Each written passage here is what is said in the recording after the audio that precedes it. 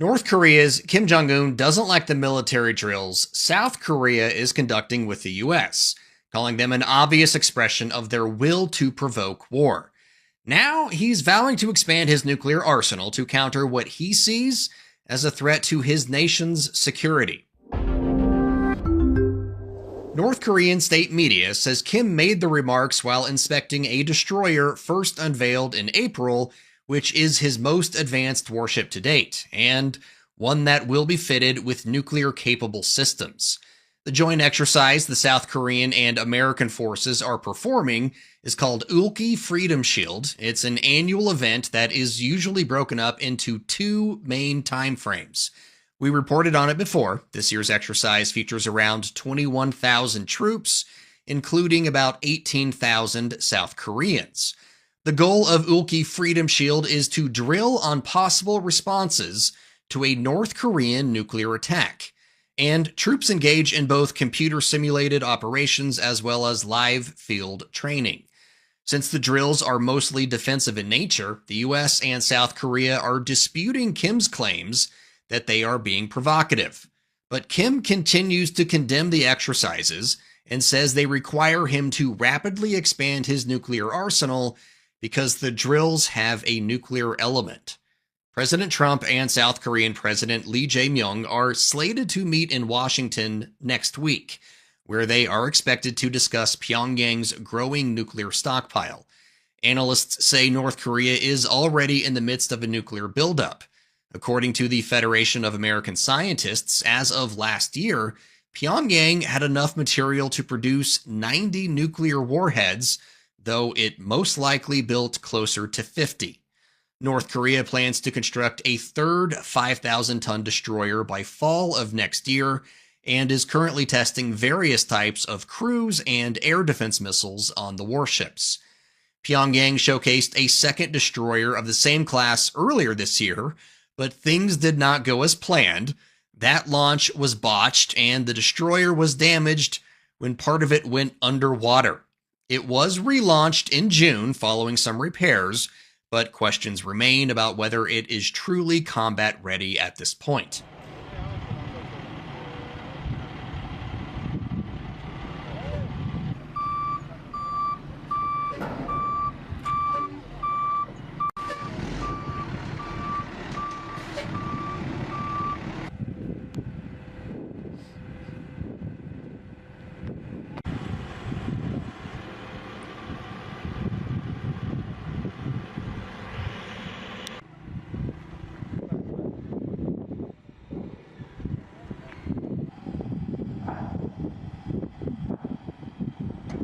Israel's generals have approved plans to call up 60,000 reservists to begin a new phase of operations in Gaza.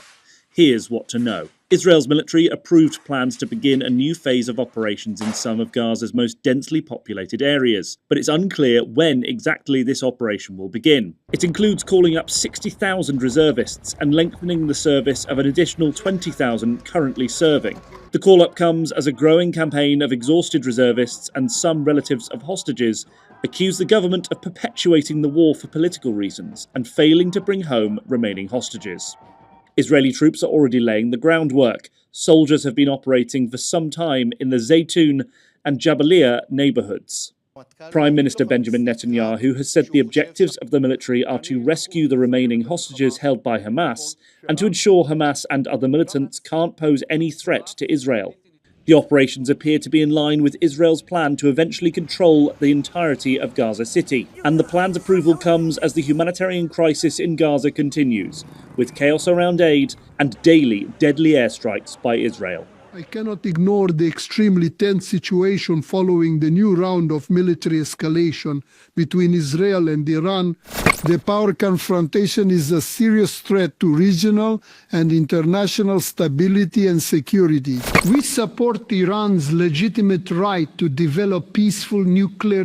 Today, my colleague and I had very substantive negotiations and, as I feel, achieved very good progress in our relations. A good outcome of these shifts will be if we, as agreed with the President, prepare and sign a strategic cooperation agreement in the near future. Today, our meeting took place in a very warm, constructive atmosphere. It couldn't have been otherwise. Our sovereign states are connected by more than 30 years of fruitful cooperation based on sincere friendship and respect. For Minsk and Tehran, there are no closed topics. In building dialogue, we always start from the principle of mutual trust and definitely consider each other's interests. Belarus considers Iran an important political and economic partner, not only in the Asian region, but also on the international stage as a whole. Over the past years, through joint efforts, we have managed to achieve significant progress. We are rapidly developing cooperation in various areas that are a priority for both countries. Today we discussed important aspects of bilateral relations. Special attention was given to the development of trade, industrial cooperation, investment collaboration, as well as the implementation of joint initiatives in the fields of science, technology, and education. The Russian side is focused on the systematic implementation of the roadmap for comprehensive cooperation between Belarus and Iran until the year 2026. We agreed with the President on the initiative of our foreign ministries that we will once again review the main provisions of our roadmap, our plan, the joint action plan for the near future in the near future. What is very relevant and necessary for us, we will keep and definitely implement. We signed a joint statement that updates our plans and emphasizes the achievement of the goals outlined in our plans. We once again confirm that as responsible participants in international cooperation, Belarus and Iran share common values and principles of interaction between sovereign states. We strive to build a multipolar world where each country independently determines its path of development without external interference. Belarus considers the illegal restrictive measures imposed against Minsk and Tehran by the collective West as economic terrorism. Our republics are successfully resisting this aggressive and hypocritical sanctions war. This work is supported by active steps taken by Belarus and Iran within the framework of the United Nations. Shanghai Cooperation Organization, BRICS, and other structures that are today forming a new, fair, constructive agenda for international cooperation. We welcome Iran's deep involvement in the trade and economic processes within the Eurasian Economic Union. The commencement of a full-scale free trade agreement between the EAAU and Iran expands the geography of trade relations, opening new markets for our countries. I cannot ignore the extremely tense situation following the new round of military escalation between Israel and Iran, which has led to the direct involvement of the United States of America in the conflict. The power confrontation is a serious threat to regional and international stability and security, especially in connection with strikes on Iran's infrastructure, including nuclear, which is under the control of the International Atomic Energy Agency. We support Iran's legitimate right to develop peaceful nuclear energy. I am confident that to achieve lasting peace, it is important to refrain from any actions that could provoke a new escalation. Wisdom and foresight must prevail over emotions and prejudices.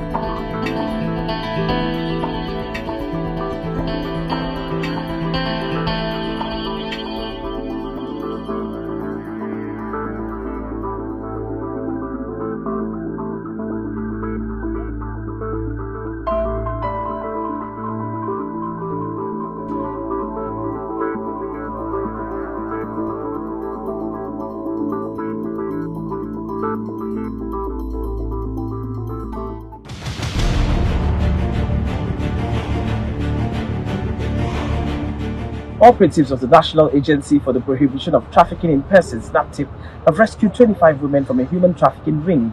In a statement, NAPTIP spokesperson Vincent Adekoye said the women suspected to be victims of labor exploitation were en route to Saudi Arabia before they were intercepted in Abuja, Nigeria. The unsuspecting victims were picked up in front of a popular hotel in the Highbrow area of Wusetu in Abuja, the FCT, where they had gathered awaiting their trafficker. During interrogation, the victims, whose ages range from 17 to 43 years, claimed that they were recruited from Kano, Jigawa and Katsina State by some persons with a promise to travel to Saudi Arabia to take up a job as a domestic worker, specifically house help. Many of them confessed that they were in Abuja for the first time, and they The American Academy of Pediatrics is breaking from the CDC with new COVID-19 vaccine guidance for toddlers. The COVID vaccine for healthy children and healthy pregnant women has been removed from the CDC recommended immunization schedule. Tuesday, the AAP released their own recommendations saying children ages 6 months to 23 months, including those at high risk, should get a shot to add an extra layer of protection. Most hospitalized children from 2022 to 2024 were 6 months or older and had at least one underlying condition. Fewer than 5% were fully vaccinated. Conditions like chronic lung disease, heart problems, or weakened immune systems increases the risk of severe illness. While the AAP has long provided its own recommendations, this time their guidance differs from the CDC. Federal data show children under 2 are being hospitalized at rates similar to adults 50 to 64, with more than half having no underlying conditions. But the CDC no longer recommends vaccines for healthy children, leaving parents to decide with their doctors. And I think these recommendations give additional information to those healthcare providers, but that's really where you'll be able to talk to someone who knows your individual health status and what the stakes are. Adrian Castellati from the National Association of County and City Health Officials said local health departments are navigating how to share information. I think one of the real questions for health departments, because they really focus a lot on access, in particular for those folks who don't have either a medical home or for whom care can be prohibitively expensive, is how does this impact the programs and services that are available? The new recommendation also has implications for insurance. Castellati noted the AAP's advice aligns with the CDC's Advisory Committee on Immunization Practices, which helps determine coverage. Allows them to be covered. And then it looks like, for the vast majority of Americans, it's based on our health insurance status. And so insurers are required to cover certain things depending on how they are in the ACIP schedule. The ACIP's 2024 guidance recommends vaccination for everyone 6 months and older for the 2024-2025 season. For more on this.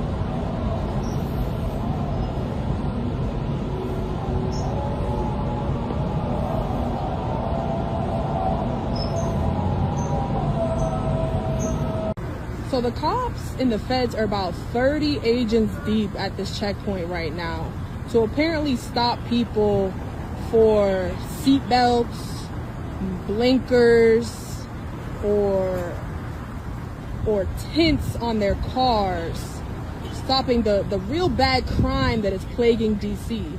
So why do you need Homeland Security investigation to manage if they're not wearing their seatbelt? Someone riddle me that. And why do you need 30 people standing around doing nothing with our tax dollars at a checkpoint if it's about seatbelts and safety? Someone please tell me. Tuberculosis outbreaks are causing concerns at several ICE detention facilities. A 45-year-old Ethiopian man died from TB while in custody at a detention center in Arizona. Other cases have been reported at facilities in Southern California, Alaska, Washington State, and Colorado. Straight Arrow News reached out to ICE, but we didn't hear back. And we spoke to a law professor who said the agency is responsible for detainees. The Immigration and Customs Enforcement Agency is obligated to provide for the healthcare needs of anyone who is detaining. These are obviously not people who can go and seek medical care on their own. Tuberculosis kills 1.5 million people worldwide every year, despite being preventable and treatable. TB has been around forever. I mean, since people were around, right? It's a very old disease. It is a bacterial infection. It is spread through the air by coughing, or breathing, sneezing, singing, a lot of things. TB is preventable with a vaccine. That vaccine is often given to newborns in other countries. It's not a great vaccine. I would say that most people who die of TB were probably vaccinated, but they were vaccinated as a baby. The vaccine is not commonly used in the U.S., in part because America only saw 11,000 cases last year. TB is a disease of poor people, to be honest. And so as the socioeconomic status of a country goes up, the TB rates go down. And so here we never vaccinated, at least not regularly. Conditions inside immigration detention centers are often a perfect place for a condition like TB to thrive. Among the major risk factors, being close to someone who's infected. ICE actually has its own health unit called the ICE Health Service Corps. I think that there's a question about whether ICE is complying with its own detention standards, and that in and of itself might give rise to a viable lawsuit. I wouldn't hold my breath for that. Again, the standard is so low. Courts have been very reluctant to exert much oversight.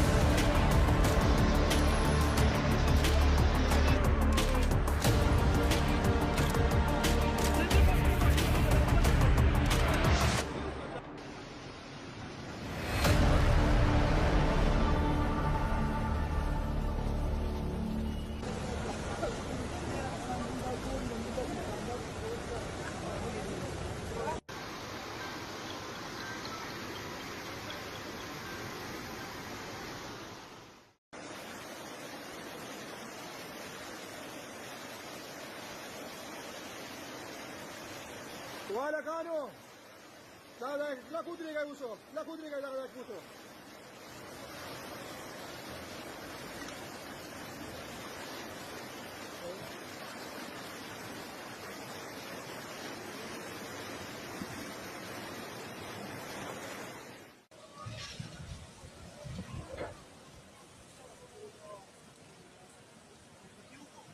لا دی خواشي ذریعہ به دا اوبه په زور کوي